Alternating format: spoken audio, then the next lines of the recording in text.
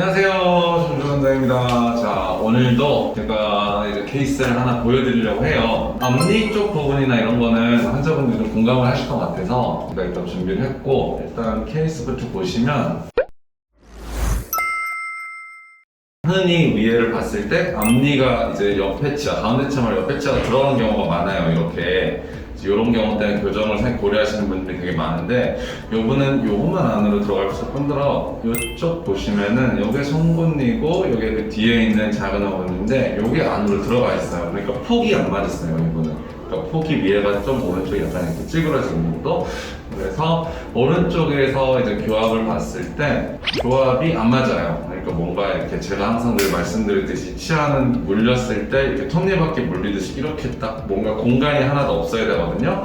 근데 여기 보시면 이렇게 듬성듬성 공간이 보여요. 그러니까 아래 치아들이 약간 앞으로 나온 상급 부정교합이었어요. 이쪽이 중심선이 안 맞아요. 그러니까 위에가 여기고 아래가 왼쪽으로 이렇게 틀어져 있어요. 그러면은 이렇게 다시 돌려야 돼요. 이렇게 된 거를 이렇게. 요 치아가 이제 오른쪽인데 안으로 들어가서 이렇게 완전 돌아가 있고, 이쪽도 보시면은 안으로 이렇게 뭔가 들어가 있어요. 원래 요 정도 선에서 상상이 돼야 되는데 요만큼 지금 들어가 있는 거예요. 그러니까 여기서 반대교합이 이제 일어나는 거예요. 교합 간섭이 막 생기고.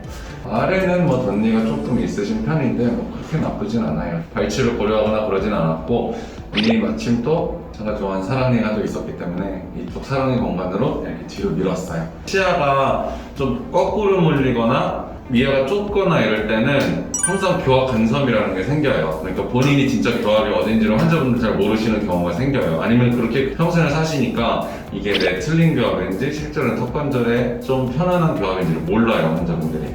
그래서 이분도 마찬가지로 가장 제가 처음에 했던 게 요 치아, 그러니까 안으로 들어가 있던 앞니를 빨리 바깥으로 빼는 거예요, 최대한.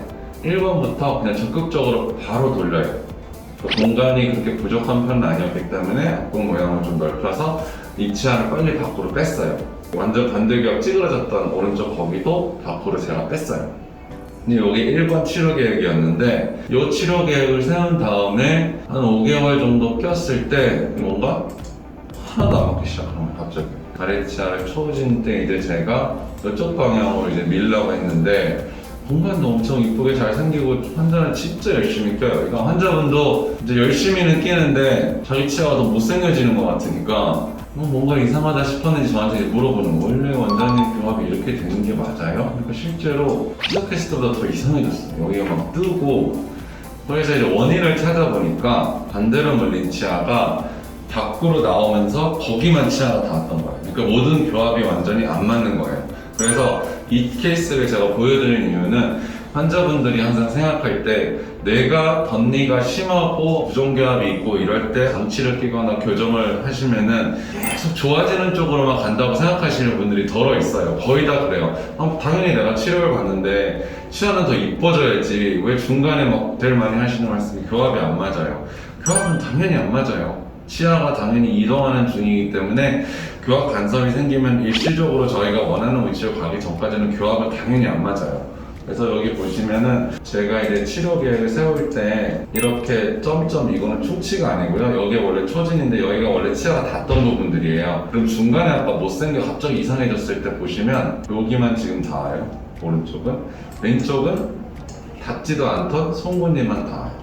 그러니까 일시적으로 치아들이 움직이기 때문에 어금니나 이런 게 하나도 안 닿을 수 있어요. 특히나 앞니 쪽에 이렇게 들어가신 분들은 치아가 나오면서 앞니끼리만 닿아요. 그럼 일시적으로 식사하실 때 이럴 때 그 치아만 닿기 때문에 상당히 좀 불편해요. 근데 그 시기를 빨리 넘기시면은 어차피 치료의 과정이라고 생각하시는 게 맞을 것 같아요. 환자는 걱정을 하죠, 보호자도. 그 과정을 거쳐서 한 6개월 정도 장치를 끼니까 바로 좋아져요.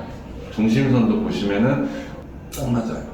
전에는 중간 과정에서도 중심선이 좋아지기는 그냥 오히려 나빠졌어요. 하지만 반대로 물리는 그 교합이 없어지면은 바로 또 물리게 돼요. 1월에 시작하셨으니까 딱 1년 정도 만에 이게 딱 좋아진 거예요. 앞니도 보시면 다 배열이 됐고, 이제 배열 쪽으로 봤을 때도 벽공 모양을 훨씬 넓혀서 배열을 했고요.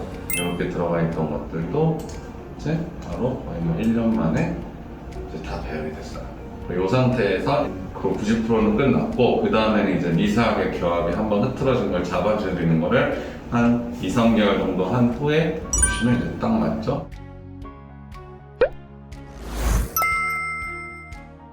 케이스를 제가 보여드린 이유는 두 가지예요. 흔히들 교정으로 완전히 뭐 비대칭을 고치고 막 이런 걸 원하시는 분들이 있는데 비대칭의 기준을 어디에 잡느냐가 좋을 것 같아요. 중심선이 틀어진 거는 얼마든지 치아 움직임으로 제가 잡아드릴 수 있어요. 근데 비대칭의 느낌이 뼈가 이렇게 돌아가 버리면 이제 이런 경우는 중심선을 맞추면은 시각적인 어떤 효과는 있어도 완전히 아래턱 여기까지 고쳐지진 않아요. 이건 어떤 수술적인 방법이 필요하시고 교정을 할 때 중간 과정 중에 잠깐은 불편할 시기가 분명히 와요. 환자분들이 계속 물어보시는 게 초창기 때 이가 잘 안 물려요. 음식이 안 씹혀요. 이럴 때 제가 말씀드리는 건 일시적인 현상이고 교정하는 데 있어서 중간중간 불편하고 이런 거는 어느 정도 감수를 하셔야 될 것 같아요. 치료 계획대로 진행이 된다면은 그건 일련의 과정이라고 생각하시면 될 것 같아요.